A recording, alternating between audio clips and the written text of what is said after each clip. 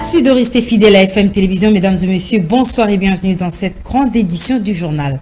Un jeune homme a été froidement abattu ce mardi par un agent de l'ordre commis à la sécurité d'un magistrat. Le drame s'est produit en pleine journée à la place rond-point Kimpanza dans la commune de Kassavoubou. Tout est parti d'une altercation entre le jeune homme assassiné et son bourreau au sujet de l'état du rétroviseur de la voiture du magistrat. Après un mouvement effectué par le jeune homme, le corps de la victime a été conduit dans une morgue de la place. En attendant l'aboutissement des enquêtes, l'auteur du meurtre se trouve dans un commissariat de la police de la place. Direction l'Assemblée nationale. Sauf changement de dernière minute, c'est demain mercredi que les élus du peuple vont examiner la loi électorale. Mais déjà, la dite loi fait sujet de plusieurs tractations, notamment le boycott des élus du FCC de participer aux plénières qui vont se focaliser sur la loi électorale, ainsi que d'autres voix qui s'élèvent pour exiger un dialogue avant la tenue des prochaines élections. Nous y reviendrons également dans notre prochaine édition. Vous l'avez entendu, la loi électorale fait objet de beaucoup d'échanges à l'Assemblée nationale. C'est dans ce cadre que le président de cette chambre, Christophe Mbosso, a reçu le chef de délégation adjoint de l'Union européenne. Suivez Monica Makaba. Il s'agit d'un échange régulier que le président de l'Assemblée nationale, Christophe Mbosso, a souhaité avoir avec les membres du corps diplomatique, en particulier avec l'Union européenne, de le tenir régulièrement informé de l'évolution du travail parlementaire ici à l'Assemblée nationale. Le sujet qui a été abordé en particulier, c'est celui des avancées autour des discussions sur la réforme électorale et de la préparation du cycle électoral sur lequel le président de l'Assemblée nationale s'est souhaité rassurant sur l'avancée des discussions au sein du Parlement, a fait savoir Guillaume Chartrain, chef de la délégation adjoint et chef de section politique, presse et information de l'Union européenne, devant la presse à l'issue de l'audience avec Christophe Mbosso. Il a rassuré le soutien de son organisation au processus électoral en cours. À l'en croire, l'Union européenne suit attentivement la mise en place des conditions préalables pour la tenue de ces élections de 2023. Il y aura un accompagnement de l'Union européenne sur ces élections comme cela a été lors des cycles précédents. Il y aura un accompagnement de l'Union européenne sur ces élections comme cela a été lors des cycles précédents et il sera encore à définir, à déterminer dans les mois à venir. Débuté le jeudi 14 avril 2022, le débat sur la réforme de la loi électorale va à nouveau se poursuivre le mercredi 20 avril prochain. D'après Christophe Mbosso, président de l'Assemblée nationale, l'objectif de ce long temps mort est de permettre d'abord le retour des députés nationaux du Front commun pour le Congo FCC qui ont boycotté la plénière du jour. Ces élus proches de Joseph Kabila dénoncent le manque de consensus sur la question de la loi électorale avant d'en battre en plénière. Ces élus proches de Joseph Kabila dénoncent le manque de consensus sur la question de la loi électorale avant d'en débattre en plénière.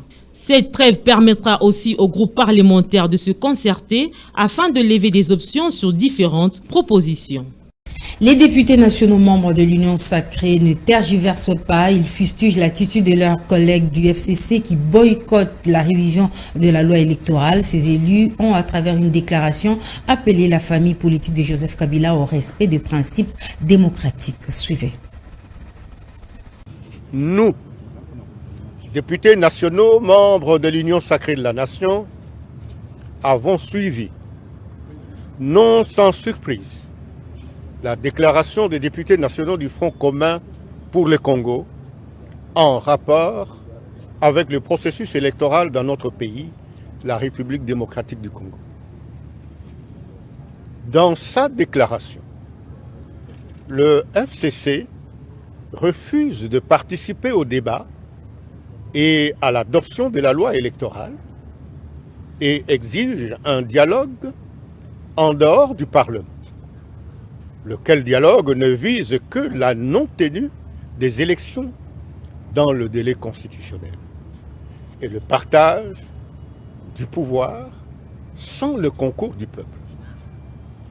À ce sujet, nous tenons à apporter à l'opinion tant nationale qu'internationale les précisions suivantes. 1. L'union sacrée de la nation s'inscrit dans le schéma constitutionnel et ne peut compromettre les valeurs démocratiques pour lesquels elle s'est battue et séparée du FCC et auxquels elle demeure fermement attachée. Elle réaffirme l'engagement ainsi que la détermination du président de la République, chef de l'État, son Excellence Félix Antoine Tshisekedi Tshilombo, maintes fois réitéré pour l'organisation de meilleures élections que le pays n'a jamais connues en 3 cycles, c'est-à-dire des élections crédibles, inclusives, transparentes et apaisées, et ce, conformément à la Constitution, aux lois pertinentes et aux bonnes pratiques en la matière. En effet, l'attitude actuelle du FCC est malhonnête et vise à tromper l'opinion sur les motivations cachées. Et sachez que toujours à l'Assemblée nationale, une pétition est en cours des signatures pour déchoir le président de cette chambre. L'auteur de la pétition, le député Papi Niangou, a déjà récolté plus de 160 signatures. On en parle dans ce reportage. Après la suspension de la précédente pétition visant la déchéance du président de l'Assemblée nationale initiée par le député Gratien de Saint-Irachan, une autre pétition refait surface. Cette nouvelle pétition est réinitiée à l'Assemblée nationale par l'élu de Bandundouville, le député national Papi Niangou. L'ancien ministre des Sports reproche au président de l'Assemblée nationale Christophe Mbosso plusieurs faits, notamment la mauvaise interprétation du règlement intérieur ainsi que les dysfonctionnements de cette chambre. Pendant que l'initiateur de la motion affiche la volonté de ne pas baisser les bras, le président de l'Assemblée nationale Christophe Mbosso a instruit à ce service de centraliser la réception des courriers avec le secrétariat général au 3e étage du siège du Parlement. Ce communiqué rendu public ce lundi n'inquiète en aucun cas l'élu de Bandundu qui tient à aller jusqu'au bout dans sa démarche. Le député Papi Niangou estime que cette mesure est prise par peur de recevoir la signification de la pétition contre Christophe Mbosso. Ce dernier dénonce toute ce manœuvre et reste confiant pour obtenir le départ du perchoir de l'Assemblée nationale du président de la Chambre basse du Parlement. Jusqu'à ce lundi, cette pétition est déjà signée par plus de 160 députés nationaux.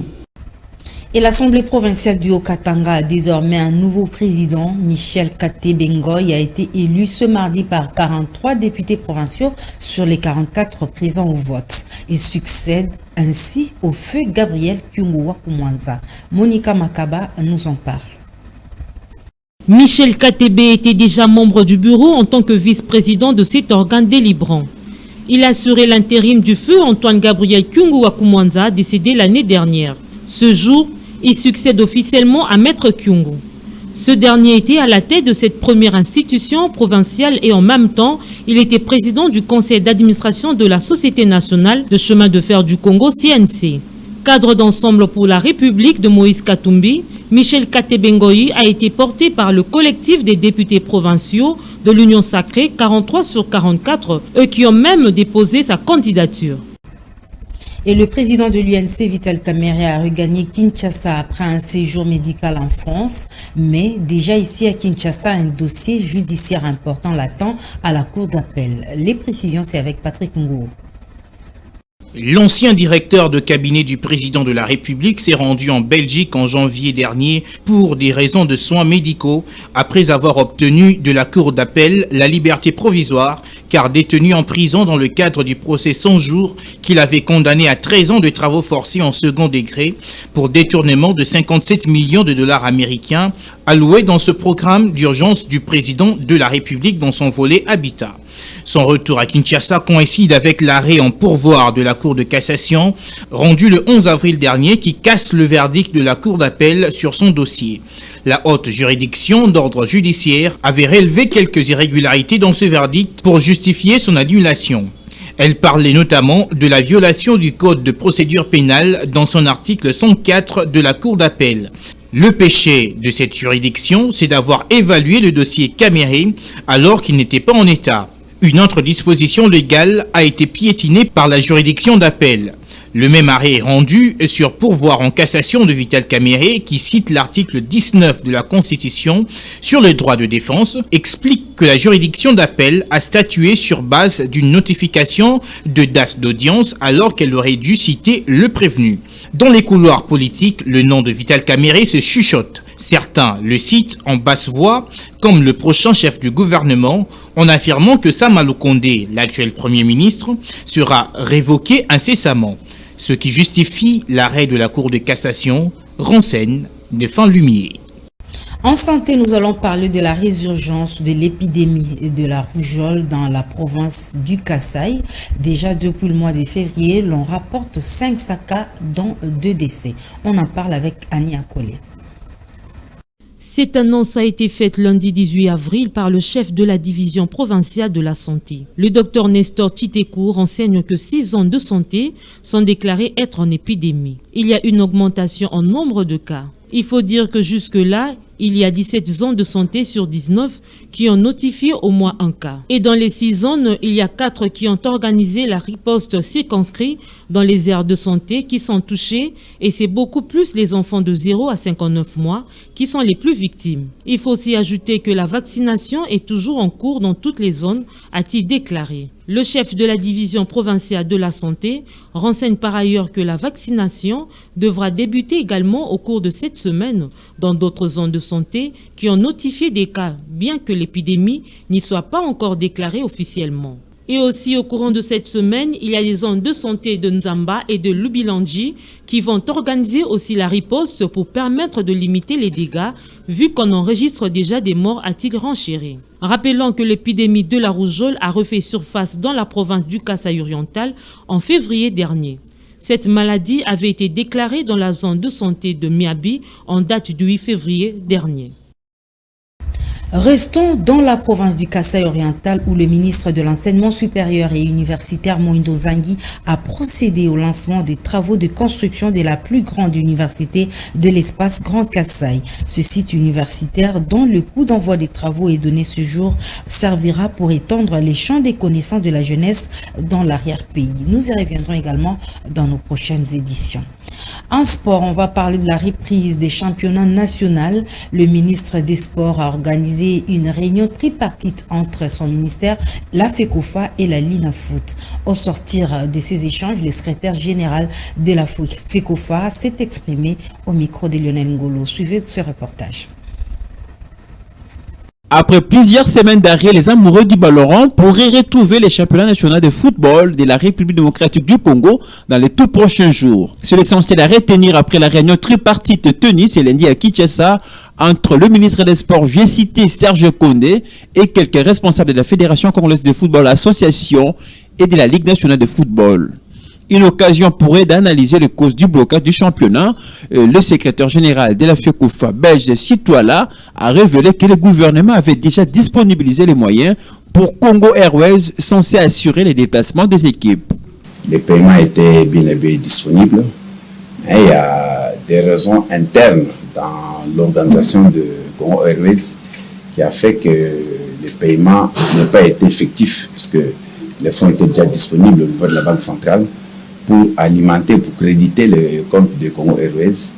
Mais c'est cette compagnie qui, par rapport à son fonctionnement qui n'a rien à voir avec les instances de football ni le gouvernement, qui a fait que le paiement n'est pas abouti. Alors, quant à la reprise du championnat, la tripartite envisage d'autres solutions pour pallier à la situation, rassure le secrétaire général de la FECOFA. Présentement, nous sommes en train d'envisager d'autres solutions pour pallier à la situation, de sorte que le championnat répète, parce que vous savez qu'il y a des agendas qui nécessitent la reprise du championnat, notamment le CHAN, la CAN. D'après José Daoni, vice-président de la LINAFOOT, le ministre des Sports a posé quelques conditions avant que cette reprise soit effective. Le ministre nous a encore rassuré qu'il y a possibilité que nous puissions avoir l'accès du public qui permettra également et au club et à la LINAFOOT d'avoir un peu plus de moyens pour pouvoir faire face à leur situation. Mais je crois que tout a été fait, mais il y a quand même certaines conditions que nous devons remplir avant que le ministre nous accorde le retour. Les Congolais vont devoir prendre leur mal en patience car toutes les dispositions indiquent que le championnat sera de retour pour bientôt. Ainsi s'achève cette grande édition du journal. Mesdames et messieurs, merci de rester fidèles à FM Télévision.